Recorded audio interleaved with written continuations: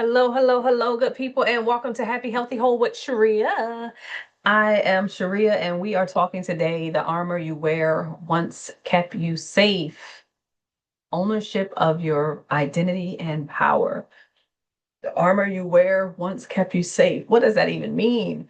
In this episode, we're going to talk about the armor that we may not even recognize that we're wearing all the time, the emotional armor, the strength, the self resilience, all those terms that sometimes can be connected as positives, and sometimes if we think about it can become the things that we carry as women of color and Black women, and that becomes the energy that many people see us as in terms of carrying enough for our families, our friends, our world, right? And so I've got it is something that we probably say a lot. And so today I'm going to talk a little bit about your armor is not the problem. So let's start there. It's not that your armor is the problem. It's that your armor once kept you safe. And sometimes that safety was about survival and a strategy, which is not a personal thing or a personal trait that makes you bad or good. It just means that we need other armors. We need other ways to be able to exist in the world that still makes us strong and makes us enduring and also makes us begin to acknowledge that our healing requires us to do something different. So, for many of us, being a strong Black woman or being a strong person wasn't just about a personality trait. It really was survival. It was a survival strategy to navigate people, systems, and so many other things. But strength meant that we endured it even when it cost us something. It meant that you were probably hyper focused on protection and how to protect yourself. It meant that you needed to survive the things that are going to go on around you that are out of your control. It meant that you didn't get to rely on other people or have people actually support you in ways that felt healthy and whole.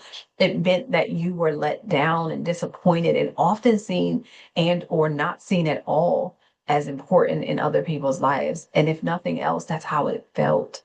So we're talking about the strong woman or the strong Black woman that many people have contributed to being a strength. And we talk about it from a perspective of strong Black woman also includes being able to accept that we are not blamed for that title. We're not blamed for those historical woes that may have led people to believe that's who we are or what we have to be, but we're not also going to feel shame about it either.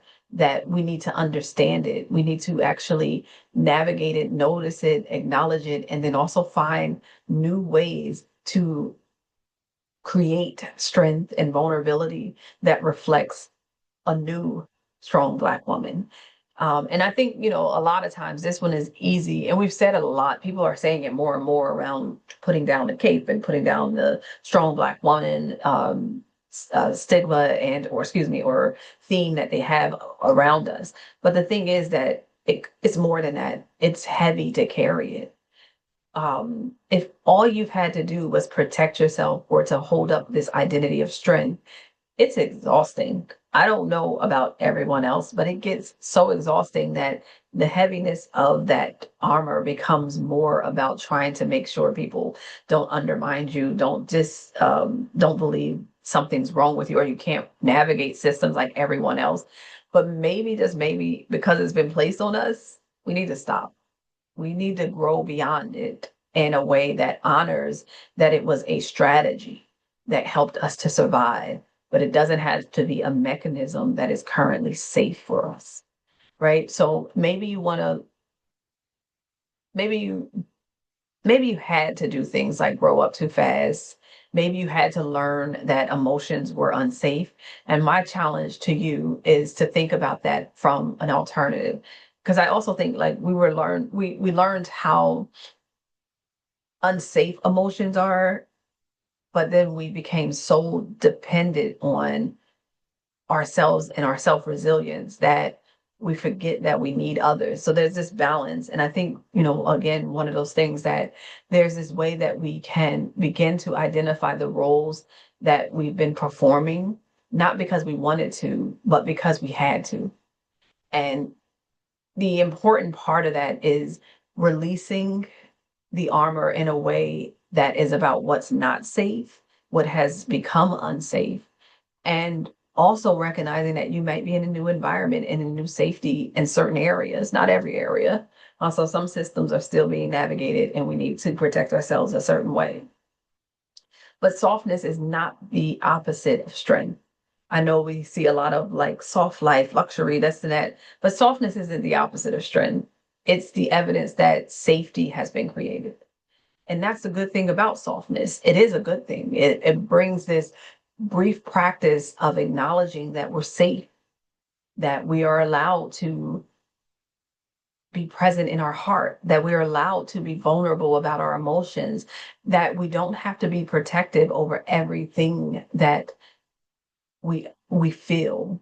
And so today we're going to do a quick practice together. And it's really a simple, and again, I'm trying to keep them simple, keep them really simple. I want you to place your hand over your heart. Again, the video is a little short. Or I'm so short, sorry. I want you to put your hand over your heart. Take a deep breath, and you've done this before. Take that slow breath in, and then exhale fully for longer. And silently repeat, I no longer need to be strong at all times just to be worthy. I no longer need to be strong all the time just to be worthy. Notice what's coming up.